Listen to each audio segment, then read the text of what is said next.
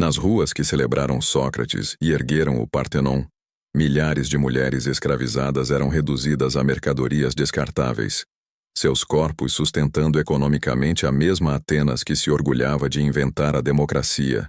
Essas mulheres, conhecidas como pornai, ocupavam o nível mais baixo da prostituição, um termo que as reduzia a meros objetos de transação comercial. Discursos judiciais proferidos por figuras como Jim Arco e Lísias sugerem que as pornai frequentemente serviam de 6 a 10 homens por dia, ganhando mal o suficiente para comprar uma pequena porção de lentilhas. Enquanto isso, os donos de bordéis enriqueciam, com parte de seus ganhos fluindo diretamente para o tesouro da cidade por meio de impostos. A lei ateniense não impunha a idade mínima para a entrada na prostituição. Evidências arqueológicas e registros históricos revelam que meninas de apenas 10 a 13 anos eram exploradas nesses estabelecimentos. Cada garota escravizada carregava uma marca permanente na coxa, gravada em sua pele com ferro em brasa, marcando-a como propriedade viva. O ambiente dentro dessas casas era brutalmente hostil. Se uma garota se recusasse a trabalhar, ela poderia esperar punições horríveis e públicas, açoites, inanição por dias, ou pior. A chegada de uma nova garota era marcada por um ritual particularmente cruel, e ela seria agredida em plena vista de todas as outras mulheres e clientes habituais. Um relato atribuído a um homem chamado Papi da Tessália alegou que isso era feito deliberadamente para esmagar seu espírito e extinguir qualquer esperança de fuga. Os espectadores frequentemente zombavam e riam, transformando o sofrimento em diversão pública. Uma recém-chegada era muito mais valiosa do que aquelas que já estavam no ramo há muito tempo. Homens pagavam até 10 vezes o preço normal para ser o primeiro com alguém que não tivesse sido afetado por danos anteriores. Escritores da época descreviam essas transações casualmente, como se estivessem comprando frutas frescas de uma barraca. Privacidade não existia. As mulheres trabalhavam nos cantos de amplos quartos separados apenas por um pano imundo ou esteiras. Cada grito de dor era parte do ruído de fundo, uma forma de entretenimento para homens que aguardavam sua vez. Antes de descobrirmos mais sobre essas histórias enterradas de dor e resiliência, convido você a refletir sobre as vozes daqueles que foram silenciados em vida e a acompanhar até o final esta narrativa necessária sobre um dos capítulos mais sombrios da civilização clássica. Proprietários dessas mulheres frequentemente as classificavam em categorias perturbadoras. Mulheres núbias, excepcionalmente baixas, aquelas que não conseguiam falar, mulheres que lutavam e aquelas que ainda eram consideradas ininterruptas. Cada grupo vinha com seu próprio preço e sua própria clientela. A arte do século V a.C. retrata até mesmo competições nas quais homens tentavam subjugar uma mulher que resistia puramente para diversão.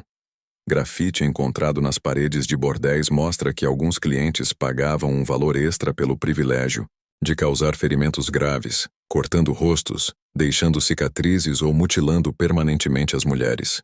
A violência era comercializada como qualquer outra mercadoria. Algumas eram anunciadas especificamente para fins de punição. Lábios rachados, dentes quebrados, queimaduras de lâmpadas de óleo tombadas. Estes eram ferimentos que certos homens buscavam deliberadamente. Para eles, a agonia de uma mulher tornara-se uma forma de arte. Seus gritos, melodia embriagada. Na mesma cidade que celebrava filosofia e drama, a crueldade contra as mulheres provou ser uma das negociações mais lucrativas. No entanto, mesmo a brutalidade diária empalidecia diante do que ocorria durante certos períodos religiosos. Durante festivais como as Dionísias, prostitutas eram entregues gratuitamente a grupos de homens como parte do que era enquadrado como ritual sagrado. Relatos sobreviventes descrevem essas cenas sem um toque de vergonha. Grupos de homens embriagados, agredindo mulheres enquanto música tocava. O vinho corria solto e apostas eram feitas sobre quanto tempo a vítima conseguiria resistir. Nesses dias, o último resquício de dignidade de uma mulher desaparecia. Ela se tornava nada mais que um objeto de entretenimento para a multidão. Anotações médicas do período registram mortes por lesões internas, sufocamento e perda maciça, de sangue. Sacerdotes alegavam que tais atos honravam os deuses. O vinho e o sangue de mulheres abusadas se misturavam ao altar. Seus últimos suspiros eram reinterpretados como orações por colheitas abundantes. Quando os festivais terminavam, apenas aquelas que ainda respiravam eram arrastadas de volta ao bordel para retomar o trabalho. Os mortos eram descartados além dos muros da cidade, seus corpos lançados em ravinas como se fossem lixo. Essas atrocidades rituais eram simplesmente uma extensão da violência sofrida pelas mulheres diariamente. Surra constante com varas, correias de couro ou punhos nus fazia parte da rotina. Clientes leais às vezes tinham permissão para participar das punições, inventando jogos cruéis ao custo da mulher por até mesmo o menor erro. Derramar uma gota de vinho, pronunciar incorretamente o nome de um cliente, ou simplesmente permitir-se chorar. Uma prostituta em Atenas podia se ver trancada em um quarto completamente escuro, sem comida nem água por dias. Às vezes, o castigo era ainda mais cruel.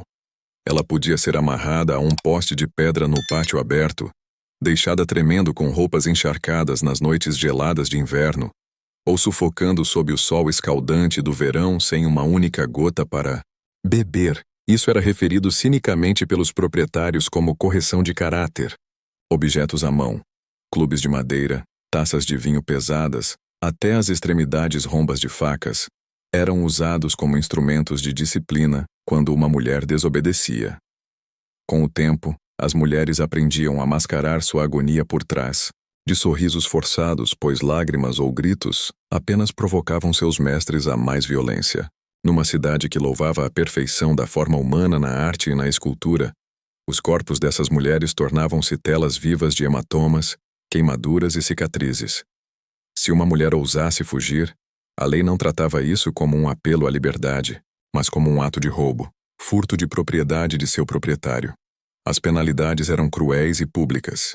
Fugitivas eram frequentemente marcadas com ferro em brasa na testa ou no peito, marcando-as para sempre como desertoras. Registros judiciais revelam destinos ainda mais sombrios. Algumas mulheres capturadas eram pregadas em tábuas de madeira e exibidas na praça da cidade como aviso aos demais. Morte por sede ou de infecções purulentas ao redor dos ferimentos nas unhas eram comuns. Algumas mulheres desesperadas buscavam refúgio nos templos, lançando-se diante dos altares na esperança de que os deuses as protegessem. Mas os sacerdotes, muitas vezes influenciados por subornos, devolviam-nas aos seus donos por um pagamento pequeno. Direitos de propriedade superavam a misericórdia divina.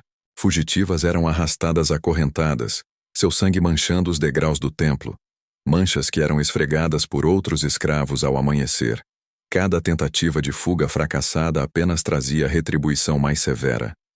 A justiça ateniense tinha inúmeros métodos para quebrar a vontade de uma mulher, mantendo-a ao mesmo tempo útil para o trabalho.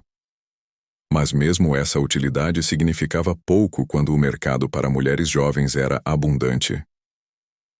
Escritos médicos da época observam que poucas dessas mulheres viveram além dos 25 anos. As causas de morte eram tão implacáveis quanto o próprio ofício. Doenças sexualmente transmissíveis, infecções causadas por tratamento inadequado de ferimentos, exaustão completa e o custo cumulativo da desnutrição e abuso repetido. Aquelas com lesões supuradas, secreções com odor fétido ou feridas abertas não eram removidas do serviço. Em vez disso, eram forçadas a continuar trabalhando até desabarem fisicamente. Proprietários consideravam atendimento médico um desperdício de dinheiro. Uma garota nova custava menos que uma consulta médica. Reclamações de clientes sobre o cheiro de carne e sangue em decomposição eram respondidas com surras, como se a dor pudesse miraculosamente restaurar tecido moribundo. Escavações arqueológicas perto das ruínas de antigos bordéis revelaram evidências arrepiantes. Esqueletos femininos com graves danos pélvicos decorrentes de relações sexuais forçadas e partos precoces, crânios rachados por trauma contundente, costelas quebradas que cicatrizaram de forma inadequada, e deformidades, espinhais causadas por anos de esforço extremo. Todos esses ossos constituem um testemunho silencioso de uma vida de violência sistemática. Quando uma mulher ficava doente demais para trabalhar, era descartada sem cerimônia, carregada além dos muros da cidade e abandonada, respirando ou não. Atenas, a mesma cidade que definiu ideais de beleza e proporção, tratava corpos femininos como cerâmica quebrada, descartáveis sem valor. A gravidez não era vista como um evento natural, mas como dano a bens valiosos. A punição por isso era rápida e cruel. Para impedir nascimentos, donos obrigavam as mulheres a beber água com ervas abortivas, golpeá-las no abdômen, ou fazê-las levantar cargas incrivelmente pesadas até sofrerem abortos espontâneos. Notas médicas antigas detalham práticas abortivas horríveis. Ervas que causavam doença violenta, óleo fervente derramado no útero, ou varas de madeira afiadas empurradas internamente. Se a gravidez não pudesse ser interrompida, o parto ocorria no mesmo tapete de palha imundo onde os clientes eram entretidos. Não havia parteiras, medicamentos ou saneamento básico. Muitas mulheres morriam de hemorragia ou febre nos dias seguintes ao parto. Arqueólogos descobriram ossos minúsculos em canais de drenagem e montes de lixo atrás de antigos bordéis. Restos de bebês descartados sem cuidado. O infanticídio era rotina, especialmente com meninas ou filhos gerados por escravos. Para muitas mulheres, tirar a vida de seus próprios filhos era visto como o único ato de misericórdia que podiam oferecer, poupando-os do mesmo destino que elas suportavam. Sob a lei ateniense, essas mulheres não tinham qualquer consideração como seres humanos. Seus corpos e trabalho pertenciam inteiramente a seus donos. Eram forçadas a trabalhar sob o peso de dívidas fabricadas, por alimentação, vestuário e moradia, que cresciam diariamente com juros e multas arbitrárias. Recusar um cliente, mesmo que conhecido por violência ou exigências perigosas, era impossível. Consentimento era um conceito que a lei lhes negava completamente. Documentos de tribunais da época relatam mulheres que tentaram buscar justiça por maus tratos, mas o sistema estava armado contra elas. A palavra de um escravo não podia ser usada contra um homem livre, a menos que a mulher fosse primeiro torturada para verificar sua veracidade. Numa sociedade que inventou a democracia, metade da população, incluindo todas as mulheres, era completamente excluída dela, e mulheres escravizadas ocupavam o degrau mais baixo, avaliadas em menos que o gado, que pelo menos era alimentado e abrigado regularmente. E ainda assim, em raríssimas ocasiões, uma mulher podia vislumbrar algo além da miséria absoluta, uma possibilidade por mais remota de ascender minimamente. Às vezes, isso ocorria graças ao favor de um patrono rico que comprava sua liberdade, ou por meio de um proprietário que encontrava lucro em treiná-la como musicista ou dançarina para entretenimento de classe superior. Mas para a esmagadora maioria, esses momentos jamais chegavam, e o ciclo de exploração continuava sem piedade. Em alguns casos, uma mulher podia ascender acima da média tornando-se a favorita de seu mestre ou de um patrono abastado. Nesses casos, podia ser-lhe concedido um quarto privado, adornada com joias, vestida com sedas em vez de lã grossa e cercada de cuidados constantes. No entanto, esses supostos privilégios não passavam de adornos de uma gaiola dourada. As favoritas compreendiam que sua posição era frágil, dependente inteiramente dos caprichos volúveis de um homem que poderia, sem aviso, enviá-las de volta ao bordel comum lotado, ou até mesmo mandá-las matar pelo menor ato de desobediência. Registros históricos revelam que essas mulheres favorecidas eram frequentemente tratadas como demonstrações de hospitalidade. Um mestre poderia oferecer uma de suas amantes a um amigo visitante para a noite, devolvendo-a na manhã seguinte, como se ela fosse brevemente uma taça de vinho fino emprestada a um querido companheiro. Mesmo no degrau mais alto dessa hierarquia sombria, uma mulher ainda era apenas propriedade. Seu corpo um objeto cujo valor era medido em moedas. Correntes de ouro prendiam-na com a mesma firmeza que grilhões de ferro, mas a beleza e a juventude nunca duravam. Se uma mulher fora uma escrava de rua ou amante querida, a idade acabava por lhe retirar todo o valor aos olhos de seus donos. O fim era sempre o mesmo: uma morte sem nome seguida de apagamento deliberado. A essas mulheres foi negada a dignidade dos ritos fúnebres gregos próprios. Seus corpos eram arrastados para além dos limites da cidade e abandonados em ravinas, ou covas rasas sem lápides.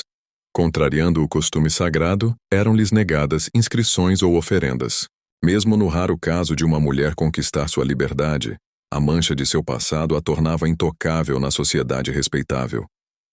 Ex-prostitutas eram excluídas da vida cívica, tornando-se fantasmas vivos, presentes, mas apagados, como se nunca tivessem realmente existido.